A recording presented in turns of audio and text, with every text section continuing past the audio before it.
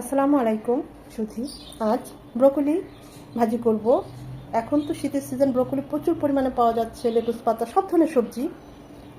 একদম সিম্পল এই ব্রোকলি ভাজিটা অত্যন্ত সুস্বাদু আর কতটা আকর্ষণীয় হয়েছে দেখুন।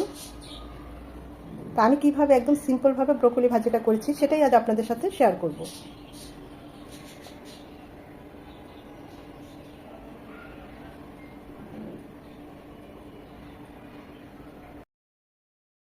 ব্রোকলিটা জাস্ট এইরকম ফুটানো পানিতে একটা চুবিয়ে আর কি উঠিয়ে ফেলবো।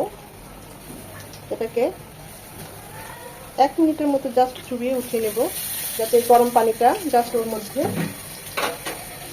একটু হয়। এটাকে সেদ্ধ করব না, এর চেয়ে বেশি আর কুকও করব না। চুলাটা অফ করে দিয়েছি। যদি সম্ভব হয় একদম ফ্রিজের ঠান্ডা পানি দিয়ে এটাকে একটু চুবিয়ে নেবেন, আর যদি না হয় তাহলে নর্মাল পানিতেও একটু দিয়ে নিলেই হবে। তাহলে আর কি হবে কি, কালারটা নষ্ট হবে না।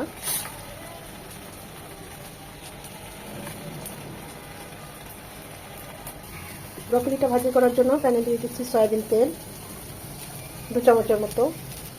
এখানে আমি 7 চামচ আদা কুচি, 2 চামচ রসুন কুচি, 2 চামচ পেঁয়াজ কুচি, একটা টমেটো এভাবে আর সাদা কাঁচা পাকা মরিচ কেটে নিয়েছি। প্রথমে দিয়ে দিচ্ছি রসুন কুচিটা। রসুন কুচিটা 1 মিনিট হওয়ার পর দিয়ে দিচ্ছি আদা কুচি, খুবই সামান্য এবং খুবই কুচিয়ে দিবেন। এতে হবে কি, ব্রোকলির যে একটা ফ্লেভার থাকে সেটা করবে না।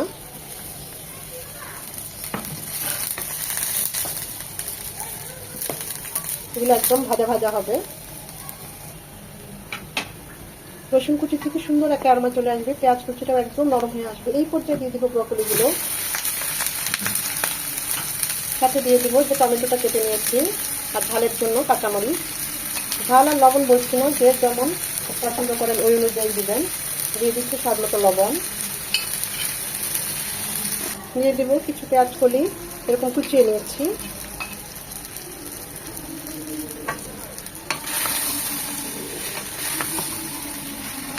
যদি চিংড়ি মাছ থাকে, কিছু চিংড়ি মাছও সাথে সামান্য একটু লবণ মাখিয়ে দিয়ে দিতে পারেন, সেটাও খুব ভালো যায়।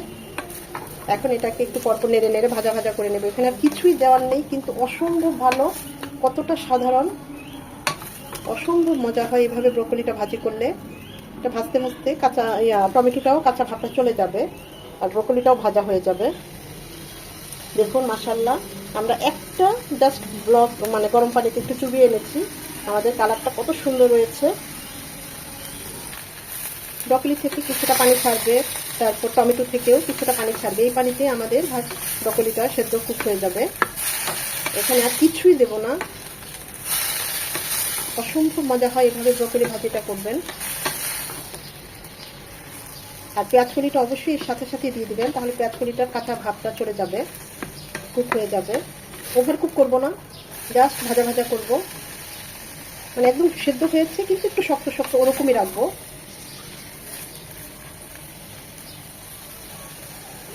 একটু পরপর নেড়ে দিতে হবে যেন নিচে লেগে না যায়। দেখুন পানি উঠেছে কিছুটা, এই পানিতে আমাদের ব্রোকলিটা সেদ্ধ হয়ে যাবে।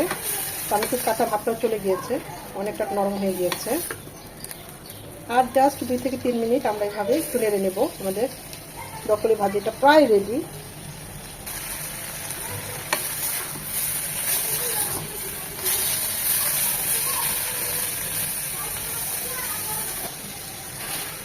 ব্রোকলি ভাজিটা অলমোস্ট ডান। একটু বেশি কুক করবো না, তাহলে ওভার কুক হয়ে যাবে। সব সেদ্ধ হয়েছে কিন্তু এইরকম একটু শক্ত শক্ত থাকবে। আমি এখন চুলাটা অফ করে দেব। এখন ভাজিটা সার্ভ করার পালা। আমি তো লেটুস পাতা দিয়েই সার্ভ করছি। এখন তো বাজারে লেটুস পাতা, ব্রোকলি সব কিছু অসম্ভব বেশি বেশি।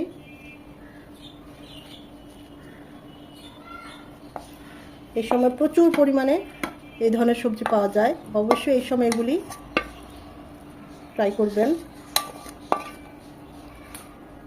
দেখুন কি সবুজ আমাদের ব্রোকলিগুলো, অসম্ভব মজা হয়েছে। অনেকে ব্রোকলি খেতে চান না এর একটা গন্ধের জন্য, এরকম জাস্ট গরম পানিতে দিয়ে তারপর এইভাবে যদি ভাজিটা করেন, দেখবেন সবসময় এইভাবে খেতে চাইবেন। ব্রোকলিটার টেস্টই অন্যরকম। এর একটা যে র ফ্লেভার সেটা থাকবে না।